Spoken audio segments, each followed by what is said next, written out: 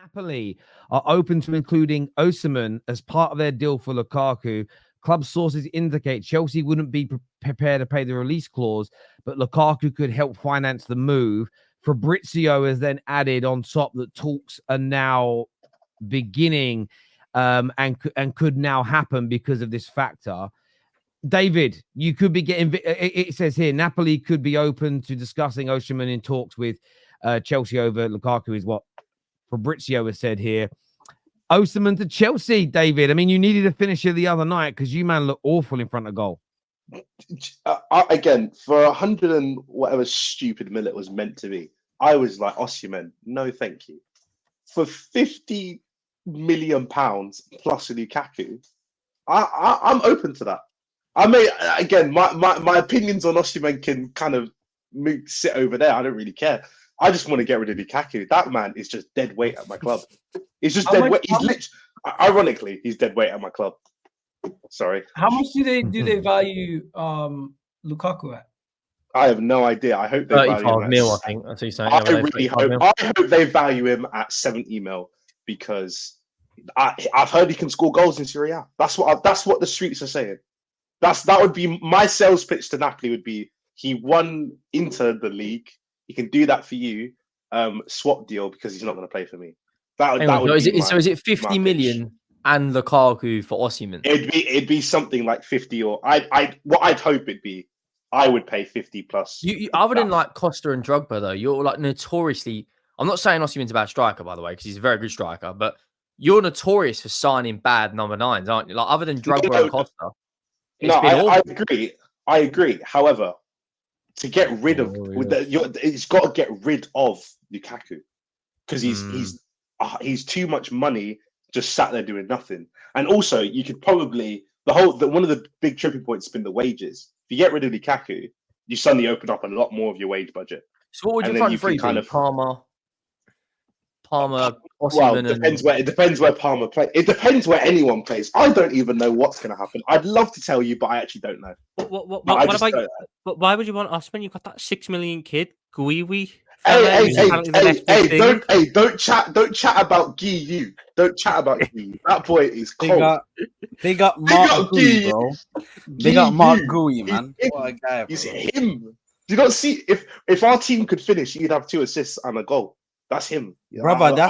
You know what? That has been that right there. What you just said. If our team, that's finish, Chelsea. That's Chelsea for the last 3 years, bro. Yeah, if our team could finish, if our team could finish, Poch would have a job. The thing is, I like Osimhen. And listen, Chelsea look like they've got real issues defensively at the moment. I don't know whether you're going to continue with these right backs playing in midfield. The trend, how you transition into a different shape when you're out of possession. You've been cut. Wrexham and Celtic have absolutely cut through you, pound for pound cut through. Wrexham not as regularly. Celtic did. I am so intrigued to watch you play Real Madrid if this system persists.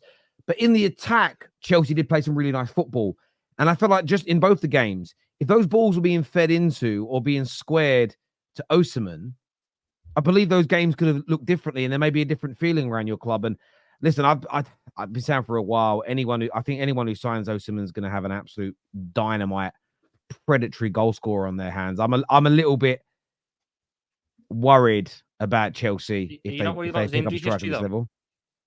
What's wrong with his injury history? I never looked at it. Is it bad? He's only really had 1 year where he didn't miss a ton of games. Like last year, he missed 17 games to injury. I think that was more politics, though, like towards when obviously Napoli started going down, he kind of fell out of with the hierarchy, and that's why. Even the year that he was even his best year where he won the title, he did miss 13 games. Like, so he regularly misses the games. Hang on. Yeah. So last season, 23-24, I mean, he had loads of different injuries, to be fair, but they were all quite short. The thing is, I would say is this. Yeah, there's been a few where he's bigger chunks, but they all seem like quite short-term injuries. Does that make sense? So I'm reading here. There was one back in 2020 that was 62 days, but it's 21 days, 11-7. He did have a broken cheekbone, which is 54, but that's not really injury-prone, breaking your cheekbone. Someone obviously elbowed him or headbutted him. And then it was 2 days, 18, 5 days. He did do his hamstring last season for 42 days. And then it was 1 day, 3 days, 4 days. Yeah, in fairness, then he got muscle fatigue 38 days. When it says muscle fatigue, is that not just a player that's saying, a I don't Reece wanna- James injury, that one. Is that That's a just- Reece yeah, is James that- type injury. Yeah, but muscle fatigue, is that not just, I don't want to play for you anymore? Yes, exactly what I that's don't know. club politics. Mm. I mean, Yeah. my only concern with that would be to avoid. I'm going to end up using something that will annoy a lot of Serie A fans. Coming to a more intense league in the Premier League, if his injury history is like that, could it not arguably get worse adapting to the pace and the physicality of this league compared to what Serie A is? And then you've got another striker there who's got his own separate issues, who everyone's trying to put faith in, and then it doesn't work Depends out. how they manage him, because like Nkunku can quite easily play false 9, where he did for Leipzig. He can play 10, and you got He's another Palmer one, like like an injury. Yeah, like they've got a lot of players that are prone to injuries, but like let's be honest, Chelsea should be comfortably winning that Conference League, right? And then it's just about rotation through the other 3 comps. Like when you're coming, I mean, we didn't even get out of the group, but Chelsea are a much bigger fish with better players. I mean, we rotated heavily. Like Chelsea, the amount of money you're spending, the Conference League should be the bare minimum. I think Chelsea got a bigger problem. You go on their club website, they got 45 players listed. Like they need to get rid of a bunch of players. 45 players. Yeah. Strasbourg will cover that. Some of them are, some of the players we're going to get rid of on the tour. They're like on the tour, so like when they come I'll be honest with you as well. They have got a big squad, but some of this is just weird PR. They sign a lot of these youngsters, and they get the Fabrizio here we go treatment, and I think a lot of people go, "Oh, who's this?" But I would say 20 of those 45 players will never. They're not even in contention to ever kick a ball. They're coming in. A lot of them will get registered as Chelsea Academy players, even though they're 17, 18, and they'll be sold in 2 years for pure profit. That element is money.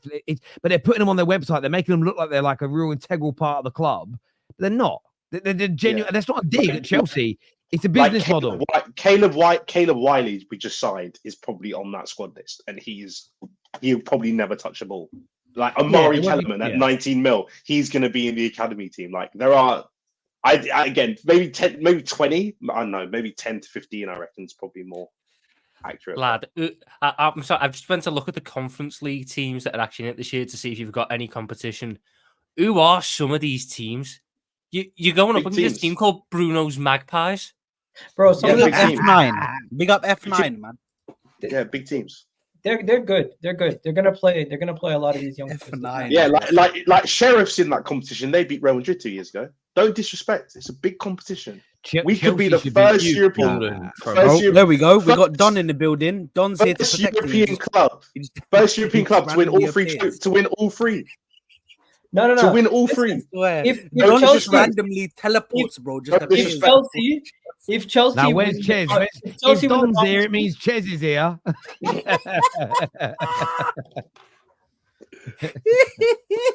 Oh my god! Yeah, when it comes to Chelsea, if they do win the Conference League, it will be a big step for these young players who haven't really done much in their careers yet. That you just signed, like it would be big for them. But overall, if you lose, that is going to be the biggest embarrassment because the rest of the teams in the competition, you guys are clear favorites. Nobody even close. Is there a team called B36? Yes. Not. Yes, No. yes, and I'm pretty sure they're sponsored by one of them football like betting people who post tips on Twitter.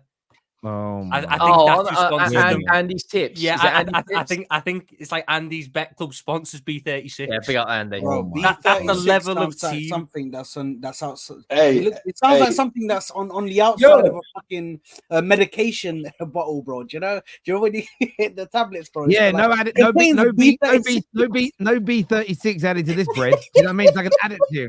Oh my god, bro! Honestly, going through some of these teams. No. Don't disrespect. There are big teams in here. Brøndby's in it. Big up Brøndby, massive club in Norway. Maribor from Sweden. Copenhagen, they're always in the Champions League. They're always in the Champions League. Big teams. There are big. I don't want to hear it, boys. This is a big Copenhagen hasn't even qualified yet. This is a big competition. I just looked at the I'm just saying. Do you know the good thing here? One good thing to come out of this. One good thing to come out of this for Chelsea is Astrid Wet is going to be able to spread her fandom across new regions of Europe now. Like something completely different. I thought he was going to say Yeah, something. bro. I had to be like, yo, where are you going with that, bro? All I heard was she gets the spread. I was like, yo. There is a team in the Conference League called Torpedo. And I'm sure they've got a dynamic attack. I'm sure they've got a dynamic attack. Them men could. Torpedo. All jokes aside, It's just called. There's a team called Noe. Just Noe.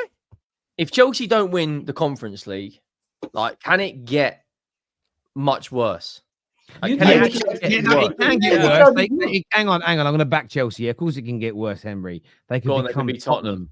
No, we're not talking about us. We're not talking about us. But you've asked we are because you said, can it get worse? And I'm giving you an example of how it could get worse. No, yeah, but we're never going to be at that level with this ownership. Chelsea have been there. To be You fair, did down that much. Group stage last year. yeah, you got grouped in the Conference League when you were in it. Last year. In the Conference Why League. are you chatting? You were here. You didn't win it. You didn't win it. I don't want to hear You it. better win it, or The thing is, yeah. from You better a win the great Conference film, League. from a great film I watched when I was younger, from Mighty Ducks 1. Gordon Bombay had probably the biggest diss I've ever heard anyone have on a sporting level. He turned his old coach, Pat O'Reilly, I think his name was, Coach O'Reilly, turned around and said to him, words to the effect of, "You're not even a has-been. You were a never was." And that's Tottenham. You're not has-been. You're a never was in Premier League context. I'd rather be a has-been. Say Chelsea are finished, hypothetically. I'd rather be a has-been than a never was. Yeah, I agree.